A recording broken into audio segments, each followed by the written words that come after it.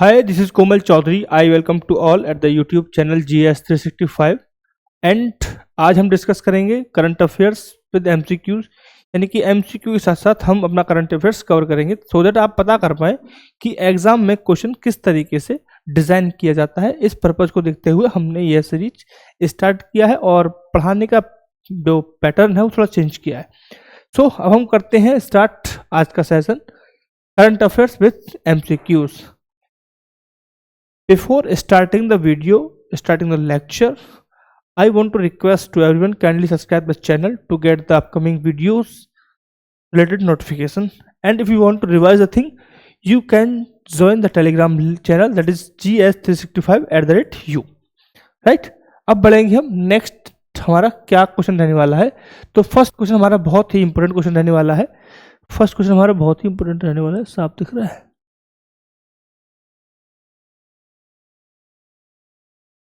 ठीक है, सो ये हमारा है फर्स्ट क्वेश्चन। एक मिनट,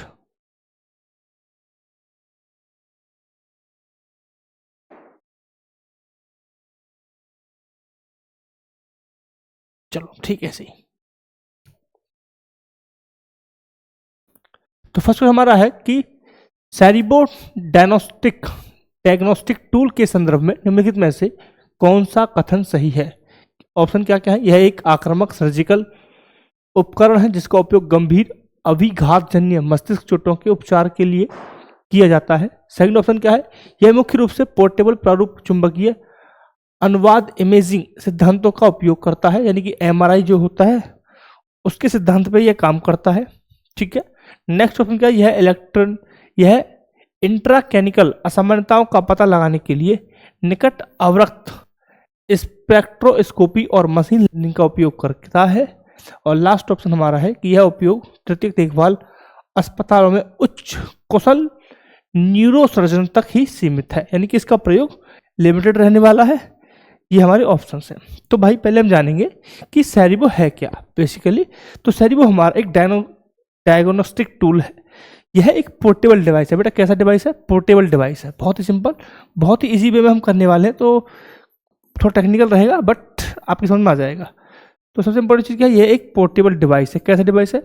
पोर्टेबल यानी कि इसे एक जगह से दूसरी जगह इजीली ले जाया जा सकता है। तो सिंपल ये कैसा है, पोर्टेबल डिवाइस है। ठीक है, दूसरा यह है सर्जिकल टूल नहीं है। क्या बेटा, सर्जिकल टूल यह नहीं है। तो ठीक है, जहाँ जहाँ ऑप्शन आएगा कि यह एक सर्जिकल डिवाइस है तो यह सर्जिकल डिवाइस नहीं है। सिंपल, यह क्या करता है। यह NIRS जिसे बोलते हैं निकट अवरक्त स्पेक्ट्रोस्कोपी, ये लिखा हुआ है स्पेक्ट्रोस्कोपी, है ना। और मशीन लर्निंग का एल्गोरिदम के माध्यम से दोनों को इंटीग्रेट करके हम क्या करते हैं, जो यह खोपड़ी से चल रहे हैं उसके अंदर, उसके निकट जो प्रकाश डालकर, चाहे वो ऑक्सीजन रहित हो जिसमें O2 हो वैसा ब्लड, या जिसमें O2 नहीं हो, ऑक्सीजन नहीं है वैसा ब्लड, या कोई और टिश्यू है अलग प्रकार का, उन सबके क्या करता है, सैंपल करता है, कलेक्ट करता है और उन सबको क्या करता है, डिफाइन करता है। तो ये इसका इस प्रकार से ये काम करता है। तो यानी कि ये पूरे तरीके से MRI सिद्धांत पे को फॉलो नहीं करता है। MRI क्या करता है बेसिकली, MRI रेडियो तरंगों का उपयोग करता है जिसके माध्यम से चीज़ों को पता लगाता है, बट यह रेडियो तरंगों का प्रयोग नहीं करता है। यह किसका प्रयोग करता है बेटा, यह करता है अवरक्त स्पेक्ट्रोस्कोपी के निकट क्या है, एक मीडियम है, और यह प्रयोग करता है हमारे अवरक्त प्रकाश तरंगों का, यानी कि यह करेगा प्रकाश तरंगों का प्रयोग करता है जिसकी हम बात कर रहे हैं। आई होप आपको MRI और सैरिबो में पता अंतर डिस्कस समझ में आ गया होगा इजीली, है ना। इससे ज़्यादा कुछ में था नहीं। तो करेक्ट ऑप्शन कौन सा बेटा, तो करेक्ट ऑप्शन हमारा है C। Option number C is the correct answer. आप सभी को पता चल गया है कि निकट अवरक्त स्पेक्ट्रोस्कोपी और मशीन लर्निंग को इंटीग्रेट करके इसका टेस्ट किया जाता है। और यह क्या करता है, ये अंदर जाकर जो ऐसा ब्लड जिसमें O2 है, या फिर ऐसा कोई ब्लड जिसमें O2 उपस्थित नहीं है, प्रेजेंट नहीं है, या कोई और भी टिश्यू है जो इन दोनों प्रॉपर्टी से मैच नहीं करता है, तो सबका सैंपल वो अलग अलग लेता है, सबको ऑब्जर्व करता है और क्या करता है, डिफाइन करता है। ठीक है बेटा, हाँ क्लियर। ठीक है, मैं हटा रहा हूँ, किसी को स्क्रीनशॉट वगैरह लेना तो ले सकता है। नेक्स्ट क्वेश्चन चलते हैं। और नेक्स्ट क्वेश्चन हमारा है कि भारतीय संविधान का अनुच्छेद 72, कौन सा बेटा, अनुच्छेद 72 की बात यहाँ पे हो रही है। भारतीय संविधान का अनुच्छेद 72 की बात हो रही है। किसी व्यक्ति को दंड के क्षमा करना, उसका प्रविलंबन, विराम, परिहार करना और दंड को निलंबन या लघुकरण करने की शक्ति प्रदान करता है। यानी कि आर्टिकल 72 जो क्षमादान शक्ति है, क्षमा करने की शक्ति है ना बेटा, क्षमा करने की शक्ति किसको देता है, राष्ट्रपति को देता है, प्रेसिडेंट साहब को देता है। वही हम बात करें अनुच्छेद 161 की हम बात करें तो सेम शक्ति यह देता है गवर्नर को, किसको बेटा, गवर्नर को। ठीक है, तो दोनों बेसिक डिफरेंस कुछ चीजों को लेकर है, ठीक है, बट क्षमा करने की शक्ति भारत के संविधान में दोनों ही राष्ट्र प्रमुख और राज्य प्रमुख दोनों को दी गई है। अनुच्छेद 72 के तहत राष्ट्रपति को दिया गया है और अनुच्छेद 161 के तहत गवर्नर को दी गई है। तो यहाँ पे ये लिखा हुआ है कि राज्यपाल को राज्य की कार्यपालिका शक्ति के दायरे में, यानी कि राज्यपाल की जो शक्तियां होंगी क्षमा करने की, वह किसके दायरे में आएंगी बेटा, राज्य सरकार जिन विषयों पर कानून बना सकती है,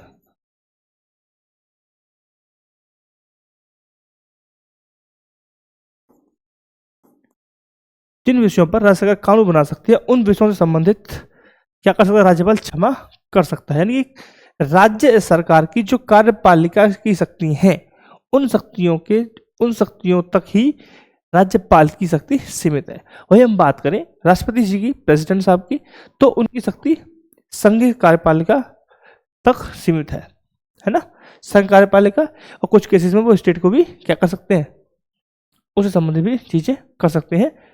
अलग अलग तरीके से कानूनों को तोड़ मरोड़ के किया जा सकता है, प्रैक्टिकली ये पॉसिबल है। ठीक है साहब, क्लियर पॉइंट है। तो कौन सा ऑप्शन हो गया बताइए, बताइए सर।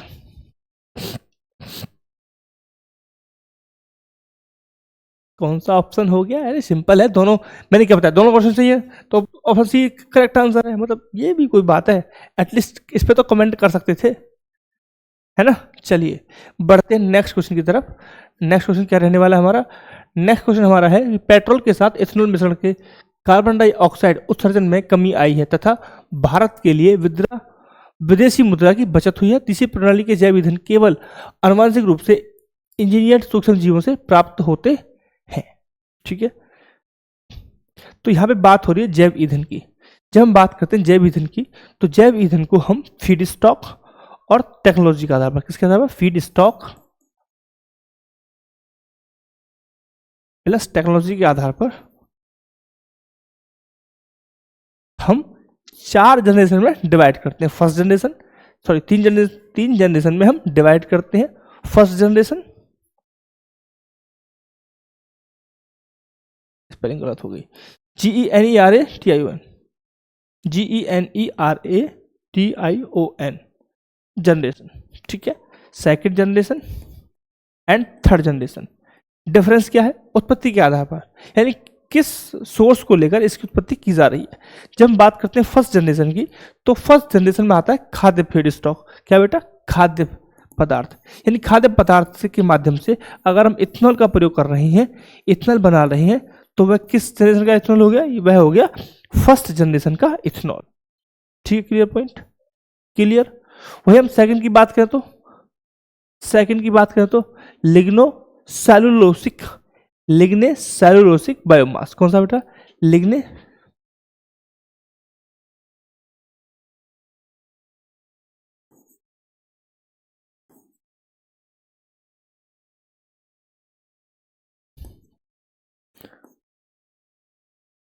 ठीक है, और अवशिष्ट। वहीं थर्ड जनरेशन की बात करें तो यहाँ पे आते हैं बेटा शैवाल। जब हम शैवालों का प्रयोग करके इथेनॉल का प्रयोग करेंगे, इथेनॉल को बनाएंगे, तो थर्ड जनरेशन का इथेनॉल होगा। ठीक है, जो हमारा इथेनॉल ब्लेंडेड पेट्रोल का कार्यक्रम अभी चल रहा है वो फर्स्ट और सेकंड जनरेशन के लिए चल रहा है बेटा। किसके लिए चल रहा है, फर्स्ट एंड सेकंड जनरेशन का यहाँ पे प्रयोग हम कर रहे हैं। तो पेट्रोल के साथ इथेनॉल मिश्रण से कार्बन डाइऑक्साइड उत्सर्जन में कमी आती है, बिल्कुल सही बात है यहाँ पर। और भारत के लिए इससे विदेशी मुद्रा का भंडार बढ़ेगा। क्यों, क्योंकि जो हमारा टारगेट है, जो हमने अचीव भी कर लिया 20% प्राप्त करने का, ब्लेंडेड करने का, वो अचीव भी कर चुके हैं।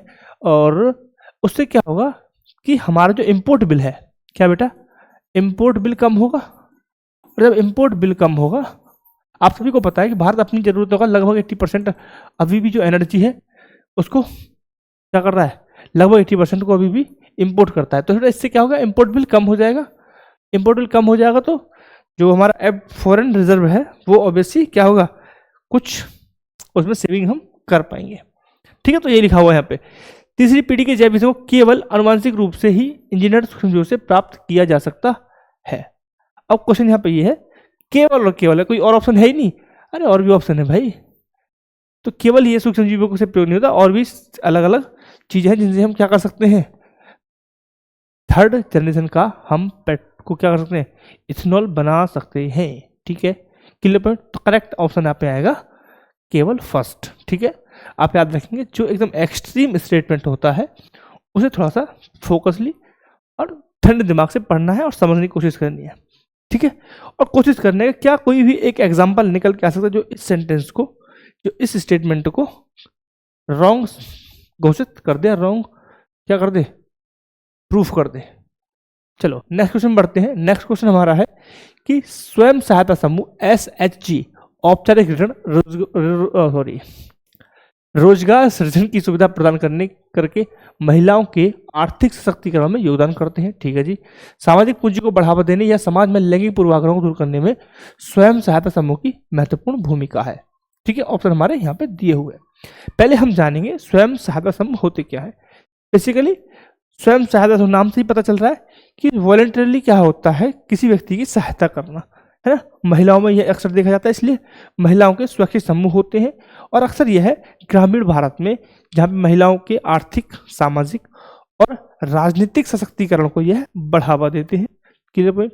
इसके लिए जैसे कि हम समझ सकते हैं इससे में क्या क्या मिलता है। देखो ऐसे क्या कर सकते हैं, वित्तीय समावेशन करते हैं, यानी कि सब लोग मिलके सपोर्ट करते हैं फाइनेंशियली, है ना। सामाजिक पूंजी को बढ़ावा मिलता है, जैसे कि जो लैंगिक पूर्वाग्रह है कि औरत ये नहीं कर सकती, औरत ये नहीं कर सकती, उसको क्या किया जा सकता है, उसको दूर किया जा सकता है। ठीक है, जमीनी स्तर पर क्या कर सकते हैं, नीतियों का लागू किया जा सकता है, जमीनी स्तर पर क्रियान्वित कर सकते हैं, उनको अप्लाई कर सकते हैं। इस तरीके के कई हम सेल्फ हेल्प ग्रुप की बात यहाँ पे कर सकते हैं, जैसे कि डे निर्मल हो गया, डे निर्लम, NRLM, लखपति दीदी हो गया, है ना। तो ऐसी चीजें हैं जो जब हम देखते हैं कि यह वित्तीय सहायता भी करती है, यानी कि स्वयं पैसा कलेक्ट करके सपोर्ट करना फाइनेंशियली, है ना। इससे क्या होगा कि समाज में जो क्या हो, ऋण प्रोवाइड करा दिया आपने, ठीक है, उससे क्या होगा, वो क्या करेंगे, एक व्यापार उन्होंने ओपन किया, कोई भी बिजनेस ओपन किया, ठीक है। अब वो क्या करें, इंडिपेंडेंट हो गई, इंडिपेंडेंट हो गई, है ना। अब क्या हुआ, अब वो 4 लोगों को और रोजगार देगी, तो यहाँ क्या हुआ, एम्प्लॉयमेंट जनरेशन का भी काम हुआ नहीं हुआ।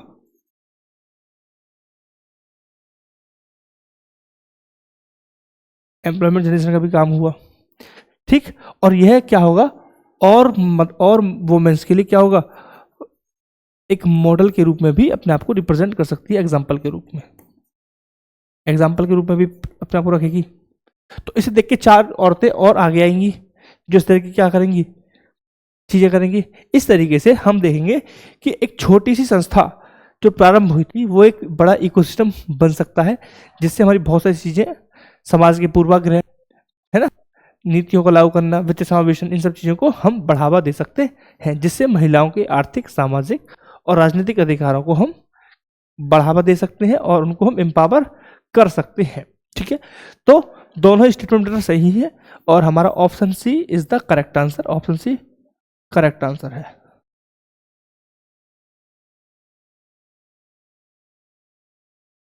ऑप्शन सी करेक्ट आंसर है। ठीक है साहब, आई होप आपको समझ में आ गया होगा, क्लियर पॉइंट है। चलिए चलिए साहब, क्लियर पॉइंट, अच्छी बात है। नेक्स्ट देखते हैं, नेक्स्ट क्वेश्चन क्या है हमारा। नेक्स्ट क्वेश्चन आइए, भारतीय पहल, अरे यार ये तो मैं कितनी बार पढ़ा चुका हूँ मैं, ये हमारा 3rd सेशन है MCQs के लिए, और तीनों ही सेशन में ये क्वेश्चन मेरे को इतना इंपॉर्टेंट न्यूज है कि दिख जाता है। तो आप समझिए कि इतना इंपॉर्टेंट, तो आपको भी इतनी इंपॉर्टेंट मानते हुए इसके लिए तैयारी करनी है। तो भारतीय क्या है बताइए आप, ये क्वेश्चन मैं आपके लिए स्किप कर रहा हूँ क्योंकि ये मैं 2 दिन दोनों दिन कर चुका हूं, है ना। तो ये रहेगा do yourself, D Y. मैं नहीं करूंगा इसे, ठीक है। Clear point. चलिए नेक्स्ट क्वेश्चन देखेंगे। नेक्स्ट क्वेश्चन क्या है, सोलो पैराडॉक्स जिम्मेदारी निम्नलिखित किससे संबंधित है। सोलो पैराडॉक्स निम्नलिखित में से किससे संबंधित है।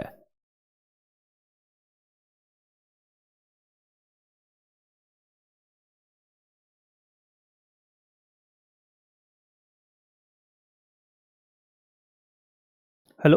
तो बेटा सोलो पैराडॉक्स किससे संबंधित है। ऑप्शन हमारे ये रहे, यह अवलोकन कि कंप्यूटर के व्यापक उपयोग से अपेक्षित उत्पादकता लाभ नहीं हुआ, ब्याज दरों और निवेश के बीच विपरीत संबंध, मुद्रास्फीति और बेरोजगारी के रुझानों के बीच विरोधाभास, पूंजी निर्माण को बढ़ाने के लिए तकनीकी प्रगति की अक्षमता। तो हम जो बात कर रहे हैं सोलो पैराडॉक्स, सोलो पैराडॉक्स जो एक क्या है, नोबेल प्राइज विनर है जिनका नाम था रॉबर्ट सोलो, उनके नाम पर रखा गया था, ठीक है। उन्होंने देखा कि तकनीकी एडवांसमेंट प्रगति होने के बाद भी उत्पादकता में वृद्धि नहीं हुई, उन्होंने ये बात की, ठीक है। यह बात है 1980 के दशक की, जब कंप्यूटर का चलन हुआ था, कंप्यूटर की क्रांति आई थी और सूचना क्रांति भी आई थी, बट हमने देखा उत्पादन में वृद्धि नहीं हुई। तो यानी कि हम कह रहे हैं कि नई टेक्नोलॉजी का क्या हो रहा है, क्रांति आ रही है टेक्नोलॉजी की, सूचना की क्रांति आ रही है, बट उत्पादन में वृद्धि नहीं और प्रोडक्टिविटी नहीं बढ़ रही है ना। तो इस तरह का जो कॉन्सेप्ट आएगा, यानी कि हम टेक्नोलॉजी को इन्वॉल्व कर रहे हैं, उत्पादकता बढ़नी चाहिए लेकिन वो बढ़ नहीं रही है, इस वजह से हम समझेंगे कि यह क्या है, एक पैराडॉक्स है, एक विरोधाभास है, ठीक है। इसे बोलेंगे सोलो पैराडॉक्स। क्लियर पॉइंट है। तो बड़ा करेक्ट ऑप्शन है यह अवलोकन, यह option number A is the right answer, जो कहता है कि कंप्यूटर के व्यापक उपयोग से भी अपेक्षित उत्पादकता में लाभ नहीं हुआ, वृद्धि नहीं हुई है, ठीक है। ऑप्शन बी क्या है। तो नेक्स्ट हमारे यहाँ पे एक ऑप्शन था हमारा, ठीक है। तो आप देखेंगे ऐसे विरोधाभास को हम क्या बोलते हैं, सोलो पैराडॉक्स बोलते हैं। एक और विरोधाभास हम देखते हैं जो बेरोजगारी और मुद्रास्फीति को दिखाती है। एक और पैराडॉक्स है बेटा जिसे हमें पता होना चाहिए, एक और पैराडॉक्स है यहाँ पे जो किसके वर्सेस है, एम्प्लॉयमेंट और अनएम्प्लॉयमेंट एंड वर्सेस हमारा रहेगा इन्फ्लेशन, ठीक है साहब। तो पैराडॉक्स क्या है, पैराडॉक्स क्या है कि बेरोजगारी कम रहेगी, यानी कि एम्प्लॉयमेंट कम रहेगा, तो इन्फ्लेशन हाई हो जाता है, तो ये क्या हो जाएगा, ये हाई हो जाएगा, ठीक है। वहीं अगर ये हाई हो जाएगा, हाई हो जाएगा, तो बेटा इन्फ्लेशन क्या हो जाएगा, लो हो जाएगा, ठीक है। और मैं ये हवा में नहीं कह रहा हूं, इसके लिए एक वक्र है, फिलिप्स वक्र,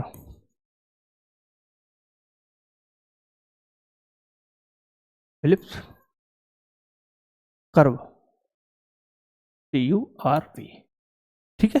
जो कुछ इस तरीके से बनेगा, जब आप बनाना चाहें तो बना भी सकते हैं, इस तरीके से बनेगा वो, ठीक है। यहां लिखेंगे आप अनएम्प्लॉयमेंट,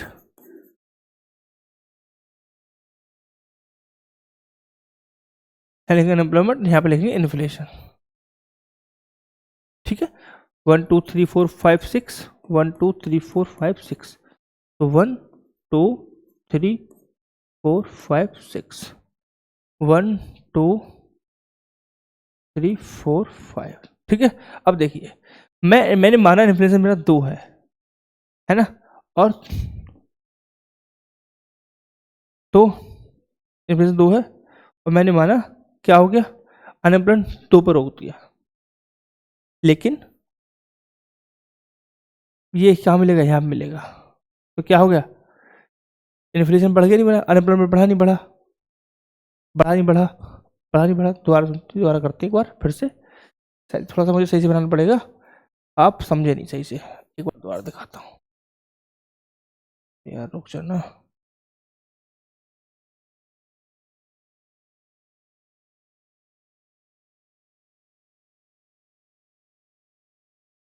इन्फ्लेशन, ठीक है,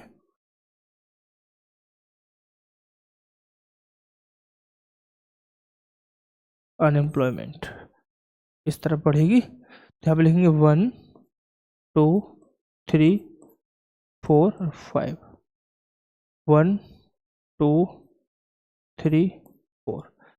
अब मैं देखो मैं ले रहा हूँ, मैं लिया इन्फ्लेशन, मैंने लिया इन्फ्लेशन ये वाला, क्या दिख रहा है बेटा आपको? इन्फ्लेशन हाई है लेकिन अनएम्प्लॉयमेंट कम है। वहीं मैं इन्फ्लेशन को करता हूँ कम, तो आपको दिखेगा क्या जा रहा है, हाई हो गया नहीं हुआ।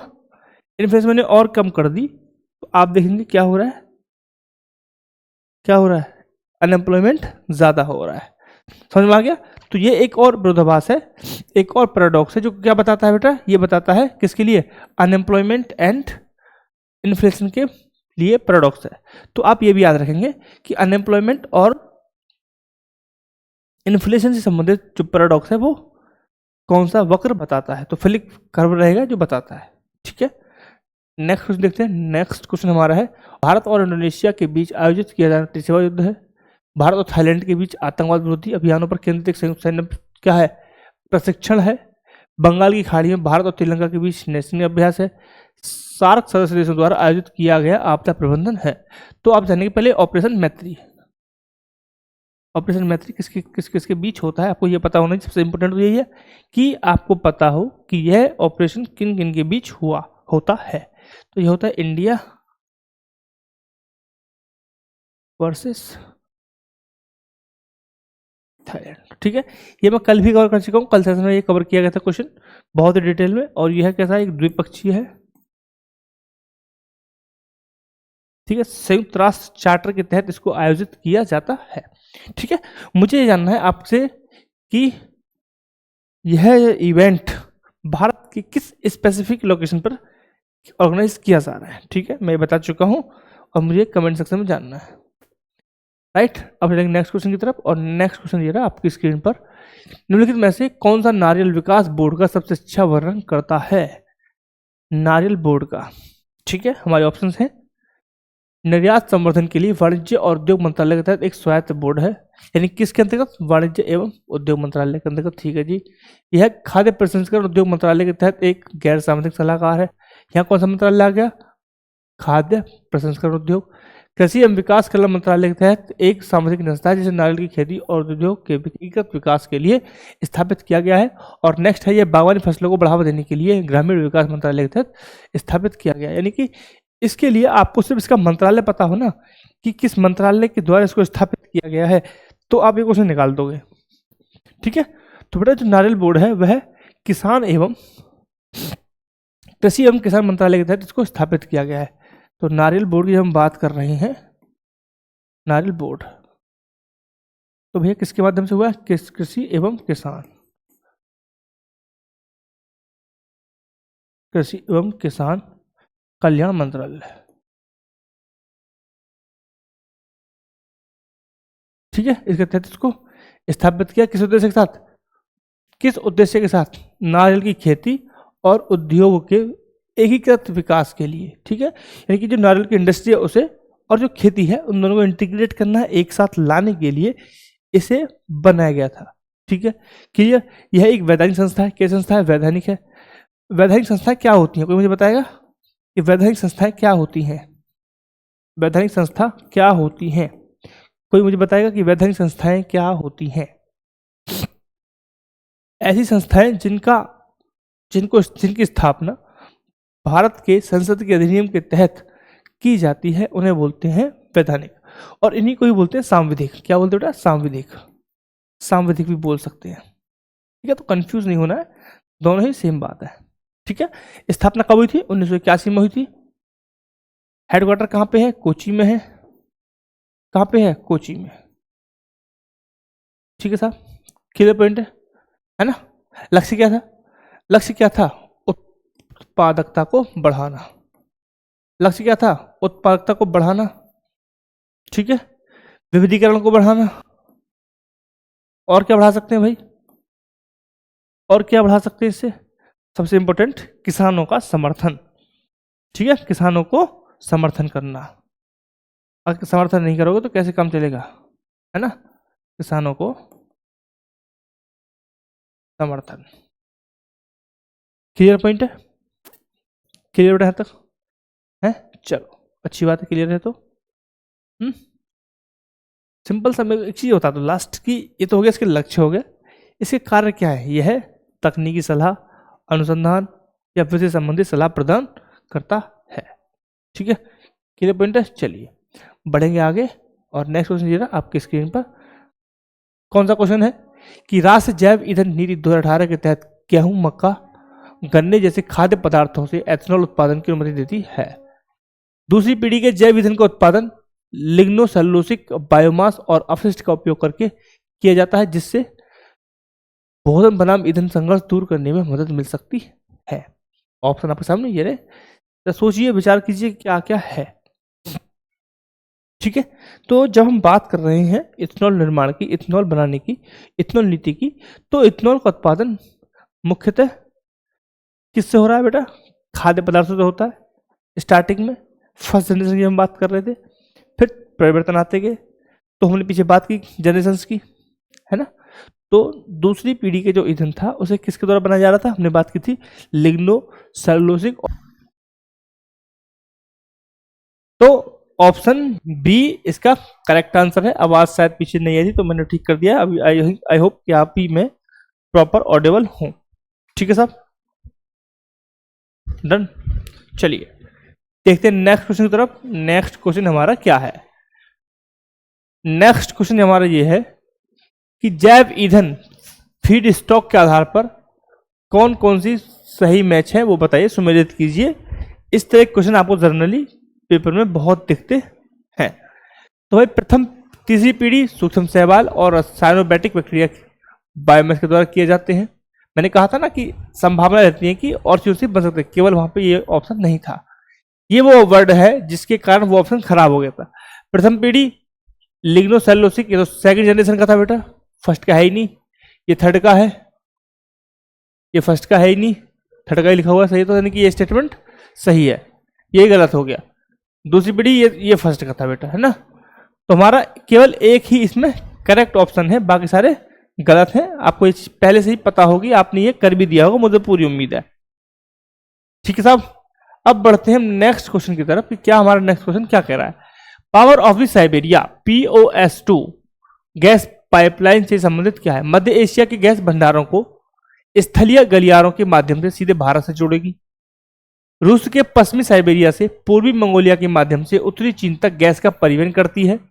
तुर्की के माध्यम से कैस्पियन सागर से यूरोप तक गैस की आपूर्ति करेगी। कजाकिस्तान के माध्यम से रूस के सुदूर पूर्व को दक्षिण चीन से जोड़ेगी। ठीक है, तो हमारे ऑप्शन हमारे सामने हैं। तो बात करेंगे कि power of Siberia 2 gas pipeline क्या है। तो बेटा यह रूस और चीन के बीच कनेक्शन स्थापित करेगी, जहां पश्चिम साइबेरिया से पूर्वी मंगोलिया होते हुए उत्तरी चीन तक यह पहुंच स्थापित करेगी। इससे पहले एक दूसरा नाम था इसका, अल्ताई पाइपलाइन। क्या था बेटा? इससे पहले इसका नाम था अल्ताई पाइपलाइन। क्या था? अल्ताई पाइपलाइन भी इसे बोलते थे। ठीक है, तो आप इसे भी याद रखेंगे, अल्ताई पाइपलाइन। ठीक है, तो सिर्फ वही नाम याद नहीं रखना, ये भी नाम आपको याद रखना पड़ेगा, अल्ताई पाइपलाइन। यह pipeline power of the Siberia जो फर्स्ट पाइपलाइन है उसकी एक अल्टरनेट के रूप में कार्य करेगी, पूरक के रूप में यह कार्य करेगी, कंपटीशन के रूप में कार्य नहीं करेगी। ठीक है साहब, क्लियर। तो करेक्ट ऑप्शन हमारा होता है ऑप्शन नंबर बी, यानी कि option number B is the right answer जो आपको एग्जाम में लगाना है। ठीक है, क्लियर पॉइंट है। चलिए अब बढ़ते हैं हम नेक्स्ट क्वेश्चन की तरफ, और नेक्स्ट क्वेश्चन दे रहा आपकी स्क्रीन पर। ठीक है, क्लियर पॉइंट है, इसे आप छोड़ दीजिए, यह क्वेश्चन अधूरा है और जब मैं चेक करता हूं इसमें कुछ गलतियां हैं। ठीक है, बढ़ते हैं नेक्स्ट क्वेश्चन की तरफ, और नेक्स्ट क्वेश्चन हमारा है ये रहा, भूमि अवतरण के बारे में निम्नलिखित कथनों पर विचार कीजिए। है ना, क्या बेटा? भूमि अवतरण, भूमि अवतरण यानी कि भूमि धसाव, है ना, उसके बारे में थोड़ी चर्चा करेंगे, और यह क्यों आज न्यूज में है यह आपको पता होना चाहिए, है ना, पता होना चाहिए आपको भू अवतरण के बारे में। और जब हम बात करते हैं भू अवतरण,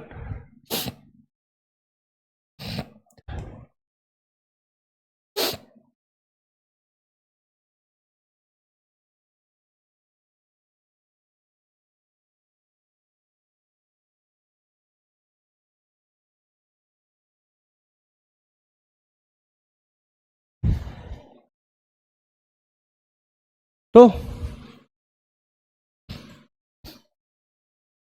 जब हम बात करें भू अवतरण की,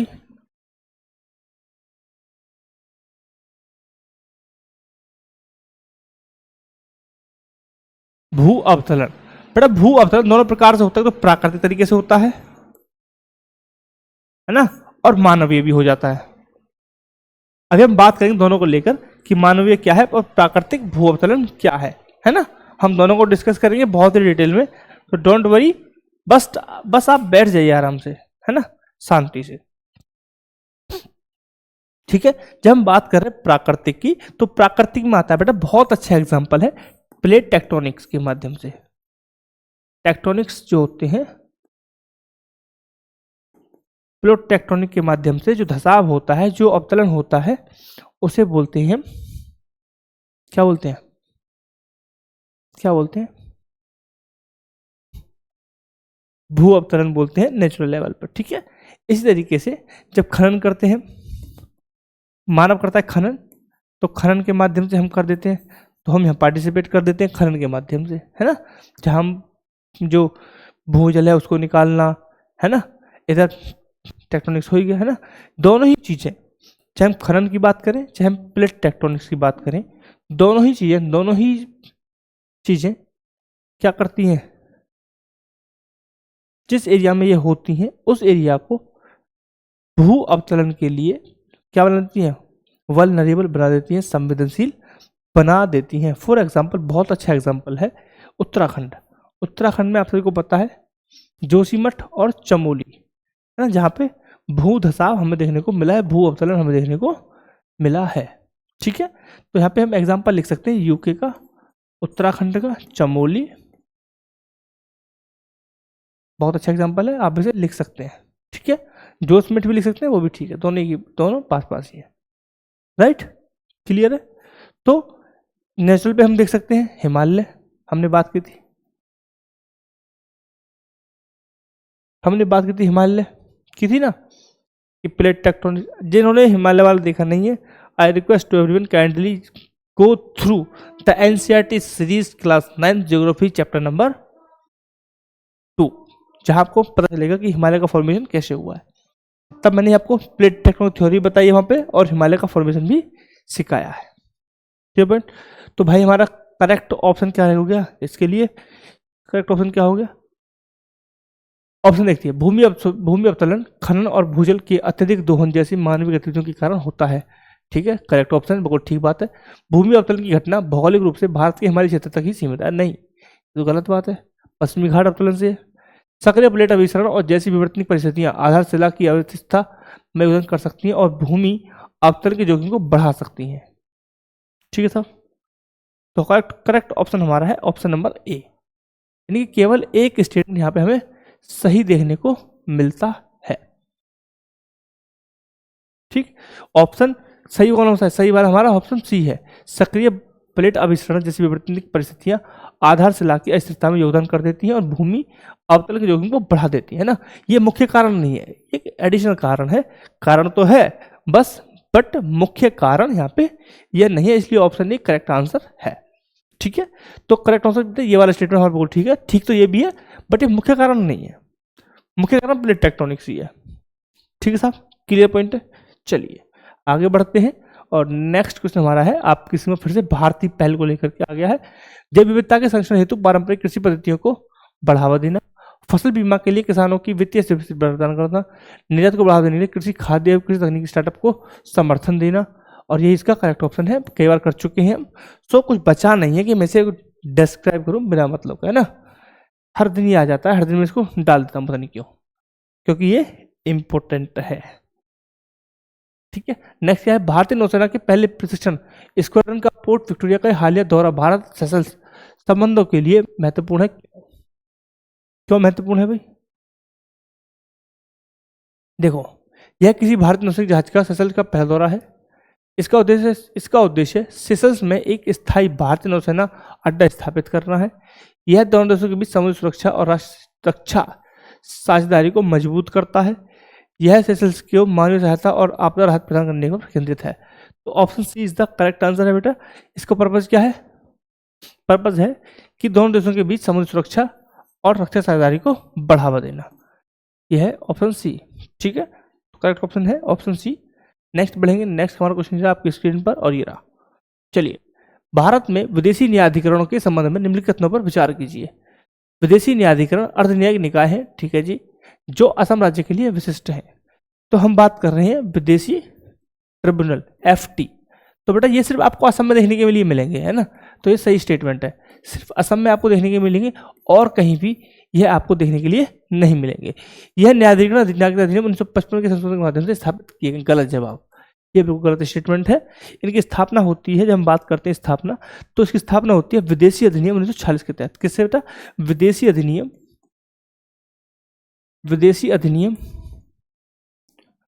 1986 के माध्यम से इसको स्थापित किया गया है ना। 86 नहीं 46, मैं गलत बोल दिया हूँ, 86 नहीं 46। एक मिनट,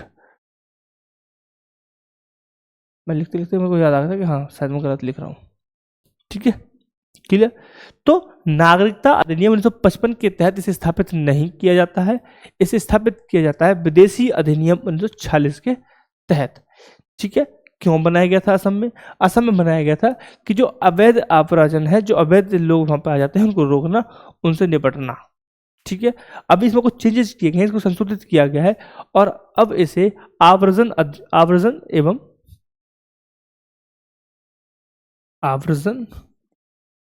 एवं विदेशी अधिनियम, क्या बेटा? आवर्जन एवं विदेशी अधिनियम 2025 के द्वारा रिप्लेस कर दिया गया है। ठीक है, तो जो नई घोषणा है, नई सूचनाएं आपको दी जाएंगी, वो दी जाएंगी आवर्जन एवं विदेशी अधिनियम 2025 के तहत। ठीक है, क्लियर पॉइंट है? ठीक है साहब, क्लियर। अब मेरे को बताइए कि असम में तो ये है, लेकिन ये वाला इश्यू किसी और स्टेट में आगा तो कौन देखेगा बेटा?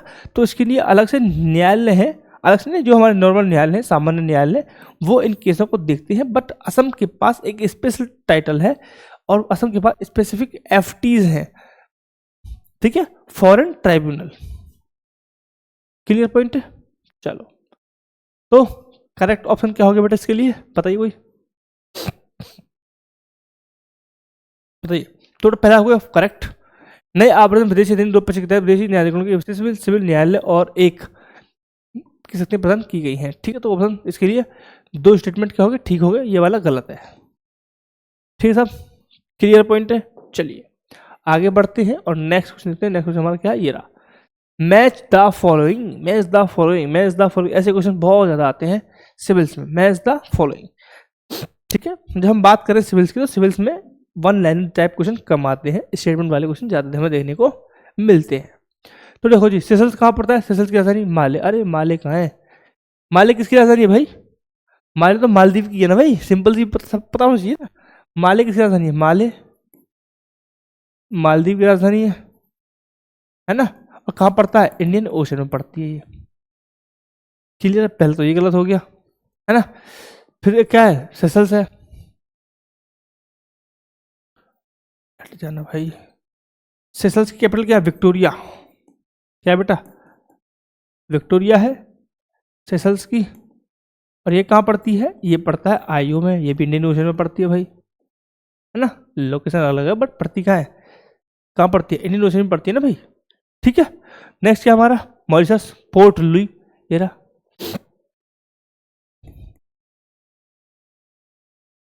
Port Louis Mauritius. और ये भी क्या पड़ता है? आईओ में पड़ता है। तो भाई इन्हें मैच कर लो और अपना आंसर लगा लो। सिंपल सा बेसिक है, बिल्कुल बेसिक है ना, बिल्कुल, है ना, बिल्कुल बेसिक जवाब है ना। तो मिला लो भाई जल्दी से, option D is the right answer. चलिए अब बढ़ते हैं नेक्स्ट क्वेश्चन की तरफ। क्या है मेरा नेक्स्ट क्वेश्चन? ये रहा, सुंदरवन के जीवों के संबंध में निम्नलिखित पर विचार कीजिए। यानी कि सुंदरवन जो हमारा वन्य जीव है, सुंदरवन जो जीवों का रहने का स्थानीय इकोसिस्टम विभाग का जो निकेत है ना, उसके बारे में जानकारी, उनके जो जीव रहते हैं उनके बारे में जानना है। तो पहली बात की है रॉयल बंगाल टाइगर की। यहाँ पर जो टाइगर पाया जाता है वह अपनी अनूठी उभयचर आदतों के लिए जाने जाते हैं। उभयचर यानी कि ऐसे जीव जो पानी में भी रह सकते हैं और धरातल पर भी यानी कि पृथ्वी पर भी रह सकते हैं।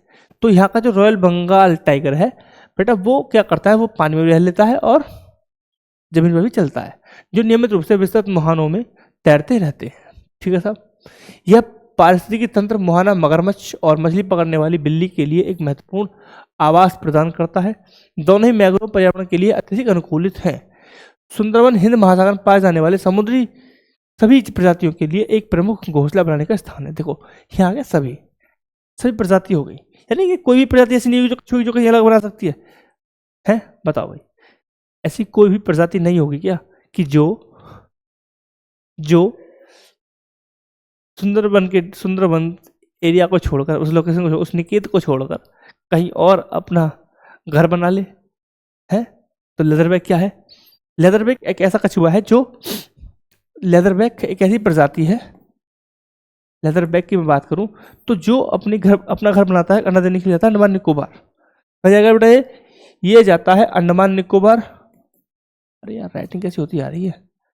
ये जाता है अंडमान एंड निकोबार, ठीक है, और जाएगा कहाँ पे? उड़ीसा में। यह यहाँ पे नहीं आता है, तो ये तो हो गया स्टेटमेंट गलत। ठीक है, तो भैया पहला हो गया स्टेटमेंट ठीक।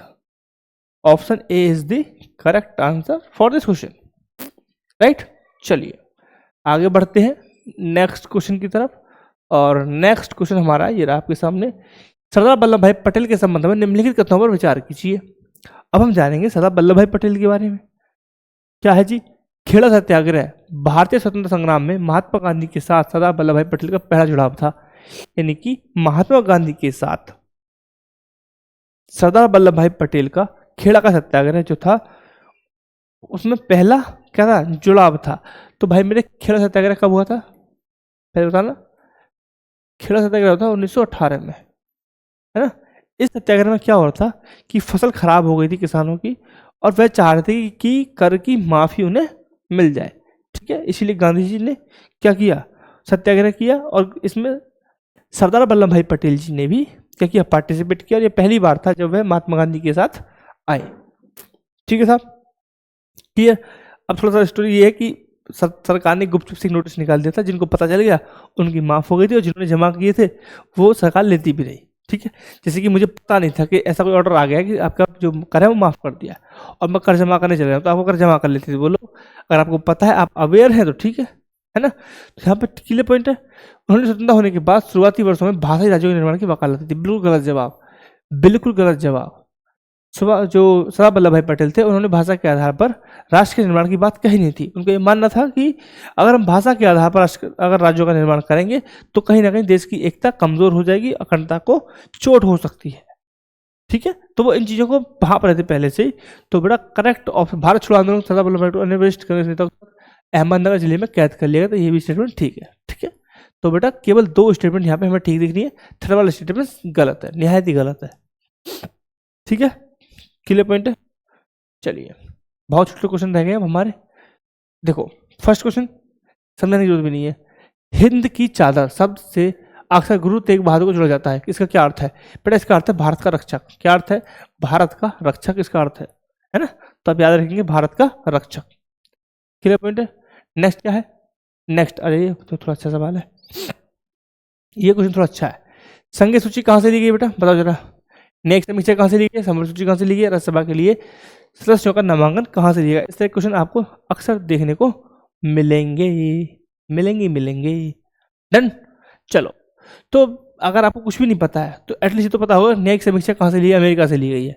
यानी कि फर्स्ट बी के साथ हमारा आना चाहिए बेटा, क्या? एक आना चाहिए। ठीक है, तो बी के साथ हमारे पास क्या 2 ऑप्शन दिखे हमें। फिर देखेंगे हमको कुछ पता है हम पता है राज्यों की सभा के लिए सदस्यों का नामांकन होता है, हमें लिया है कहाँ से? आयरिश से। तो यानी कि डी के साथ क्या होना चाहिए?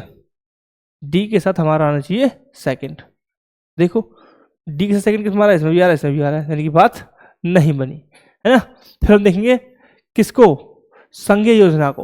तो संघीय योजना बेटा किस संघीय योजना थी? 1935 के अधिनियम से, भारत शासन अधिनियम 1935, यानी कि एक के साथ आना चाहिए सी। एक के साथ आना चाहिए सी। कहाँ पे गया? सॉरी, एक के साथ आना चाहिए 3। ठीक है, तो बेटा ये एक के साथ 3, तो करेक्ट ऑप्शन हमारा ये हो गया। थोड़ा इसे कहते हैं एलिमिनेशन मेथड। कि आपको कुछ कम ऑप्शन पता होने के बाद भी अपने क्वेश्चन को सॉल्व कर दिया ना, इसे कहते हैं एलिमिनेशन मेथड, कि जो गलत ऑप्शन है उसे हटाते चले जाओ और राइट ऑप्शन को मार्क करते चले जाओ। ठीक है, क्लियर पॉइंट है, क्लियर है भाई? चलिए बढ़ते हैं नेक्स्ट क्वेश्चन की तरफ। और नेक्स्ट क्वेश्चन हमारा ये रहा, बहुत ही अच्छा सवाल है, बहुत ही अच्छा सवाल है। आई डैम श्योर के सिविल सवाल अगर देख ले तो वो डाल देंगे, बहुत अच्छा सवाल है। सभी गणराज्य प्रकृति में लोकतांत्रिक होते हैं, पहला स्टेटमेंट ये है। हमें स्टेटमेंट चेक करने की कौन सा स्टेटमेंट ठीक है, कौन सा स्टेटमेंट गलत है ना बेटा? तो सिंपल बताइए कि सभी गणराज्य प्रकृति में लोकतांत्रिक होते हैं या फिर सभी लोकतंत्र गणराज्य होते हैं।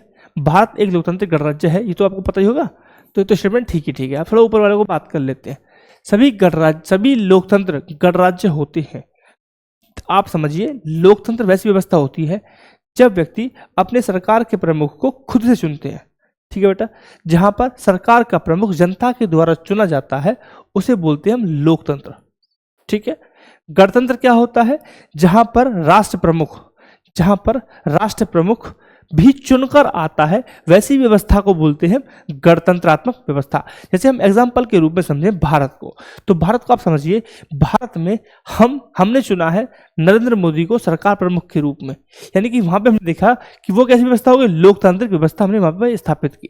लेकिन जब हम बात कर रहे हैं द्रौपदी मुर्मू जी की, तो राष्ट्र प्रमुख को भी हमारे यहाँ क्या हुआ, चुन के भेजा गया है। ऐसा नहीं है कि वो किसी पहले से ही किसी राजा महाराजा की बेटी थी इसलिए उनको इस आधार पर राष्ट्रपति बनाया गया। तो ऐसी व्यवस्था को कहते हैं गणतंत्र व्यवस्था। तो सभी लोकतंत्र गणतंत्र राज्य होते हैं क्या? ठीक है, तो भैया जब हम एग्जाम्पल ले रहे हैं ब्रिटेन का, हम एग्जाम्पल ले कनाडा का, हम एग्जाम्पल ले ऑस्ट्रेलिया का, तो हम क्या देख रहे हैं कि वो लोकतंत्र तो है बट वो गणराज्य नहीं है। वो कैसे बेटा? वो कॉन्स्टिट्यूशनल मोनार्की है ना, उनकी अलग पोजीशन है, कॉन्स्टिट्यूशनल मोनार्की, राइट? तो वो गणराज्य नहीं है, लोकतांत्रिक व्यवस्था वहां पे है। यानी कि वहां पर सरकार का चुनाव होता है बट वहां पे राष्ट्र प्रमुख के रूप में जो व्यक्ति पद पर बैठता है उनका पद वंशानुगत है, यानी कि बेटा का बेटा राजा ही बनेगा। वह सिस्टम यहाँ पे चलता है। अब आते हैं फर्स्ट पॉइंट पे, सभी गणराज्य प्रकृति में लोकतांत्रिक होते हैं। ऐसा भी नहीं है, ऐसा भी नहीं है। फॉर एग्जाम्पल आप 20 सेंचुरीज का आप टाइम देखो, उस समय पे ऐसा नहीं देखने को मिलता था, है ना? चाहे बात करें रोमानियन पीरियड को आप देख लीजिए, जहां पर गणराज्य थे लेकिन वो लोकतांत्रिक नहीं थे, जहां पर राजा तो चुना जा रहा था बट सरकार के रूप में कोई चुना जा रहा था, है ना? क्लियर पॉइंट है? तो बेटा सही ऑप्शन क्या हो गया? सही ऑप्शन है केवल एक, यानी कि ऑप्शन सी सही था, सॉरी स्टेटमेंट सी करेक्ट था और ऑप्शन नंबर एक करेक्ट है यहाँ पर। ठीक है बेटा, क्लियर पॉइंट है? चलते हैं आगे, देखते हैं नेक्स्ट क्वेश्चन क्या आने वाला है। नेक्स्ट क्वेश्चन आ गया जी आपकी स्क्रीन पर, देखिए, निम्नलिखित में से कौन से कार्य किसी राज्य के मुख्यमंत्री द्वारा किए जाते हैं? निम्नलिखित में से कौन से कार्य किसी राज्य के मुख्यमंत्री के द्वारा किए जाते हैं?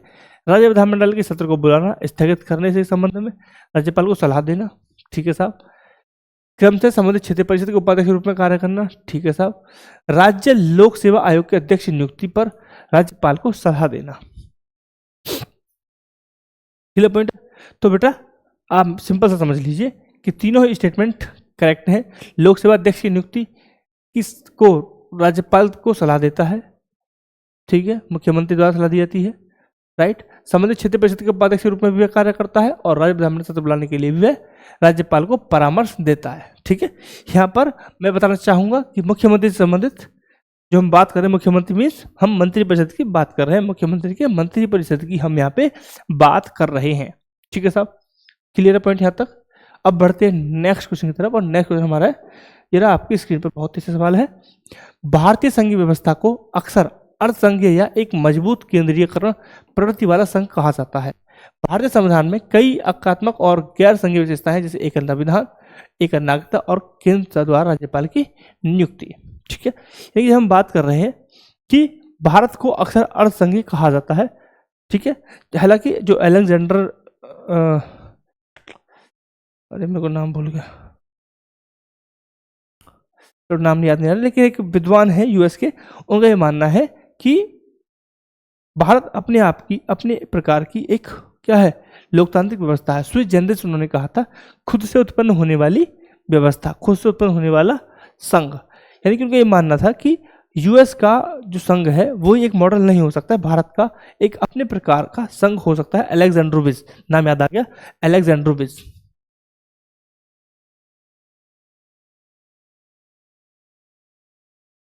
अलेक्जेंड्रोविच था, ठीक है, इन्होंने ये माना था, है ना। हालांकि हम देखते हैं अपने संविधान में जहां पर हमें एकात्मक प्रवृत्ति भी देखने को मिलती है और संघात्मक प्रवृत्ति भी देखने को मिलती है। एकात्मक के रूप में एग्जाम्पल लिखे हुए हैं, एकल नागरिकता, एकल संविधान, केंद्र द्वारा अपॉइंटमेंट, है ना। बट जब हम बात करते हैं संघीय व्यवस्था की तो क्या है, शक्तियों का विभाजन, राज्य अलग शक्तियों को एंजॉय करता है और केंद्र सरकार अलग शक्तियों को एंजॉय करती है ना। तो ये जो कि बेस कॉन्सेप्ट है संघ का, जहां पे शक्तियों को विभाजन देखने को मिलता है। तो बेटा सिंपल सा है, option number A is the correct answer, जहां कथन ए और दो सही है और कथन दो कथन ए की सही व्याख्या करता है। ठीक है साहब, क्लियर पॉइंट है। चलो दोनों ही ठीक हो गए। अब बढ़ेंगे हम आगे और नेक्स्ट क्वेश्चन हमारा क्या है। नेक्स्ट क्वेश्चन ये रहा आपके सामने और आई होप कि ये लास्ट, शायद लास्ट आंसर ये आपके सामने मैं करूंगा सॉल्व। संविधान के भाग 4 के अंतर्गत मौलिक कर्तव्यों के संबंध में निम्नलिखित पर विचार कीजिए। मौलिक कर्तव्यों को शामिल करने के लिए प्रेरणा तत्कालीन सोवियत संघ के संविधान से मिली थी। जी हाँ, हमने जो मौलिक कर्तव्य है वह यूएसएसआर से लिए हैं। कहाँ से लिया है, यूएसएसआर से लिए हैं, ठीक है। बट और अशोक मेहता समिति किस सिफारिश के आधार पर अनुसूचित की गई थी। जी नहीं, स्वर्ण सिंह समिति थी, स्वर्ण सिंह समिति थी। कौन सी थी, स्वर्ण सिंह समिति थी, स्वर्ण सिंह समिति थी, जिसका गठन हुआ था 1976 में, ठीक है। और ये उस समय गृह मंत्री हुआ कर, सॉरी रक्षा मंत्री थे स्वर्ण सिंह, ठीक है। निर्देशक सिद्धांतों की तरह मौलिक कर्तव्य भी गैर न्यायगत है और संसद अनेक कार्यान्वयन के लिए कानून नहीं बना सकती है, ठीक है। यानी कि संसद गैर न्याय संगत तो ठीक है, बट आगे का पार्ट गलत है, संसद कानून बना सकती है, ठीक है। तो करेक्ट ऑप्शन क्या है बेटा, डी है। आप समझिए, सिंपल सी बात है, ये बहुत ही चालाकी से बनाया हुआ क्वेश्चन है। इसे चालाकी की गई है, चालाकी की गई है कि दोनों ही स्टेटमेंट में डबल डबल स्टेटमेंट है। देखो यहाँ से यहाँ तक जब पढ़ेंगे तो आपको एक स्टेटमेंट मिली जो करेक्ट है, बट एक पिछले कोई स्टेटमेंट है जो गलत है। यहाँ पे सेम, यहाँ पे यहाँ तक वो करेक्ट सेंटेंस है, बट पिछले को वाला जो सेंटेंस है वो गलत है स्टेटमेंट, ठीक है। तो आई होप कि आपको मजा आया होगा एंड आपको अच्छा लग रहा होगा, इस तरह के क्वेश्चन आपको एग्जाम में देखने को मिलते हैं। तो thank you very much for the watching this video and आपको मजा आया हो तो please like share and subscribe भी कीजिएगा। Thank you very much.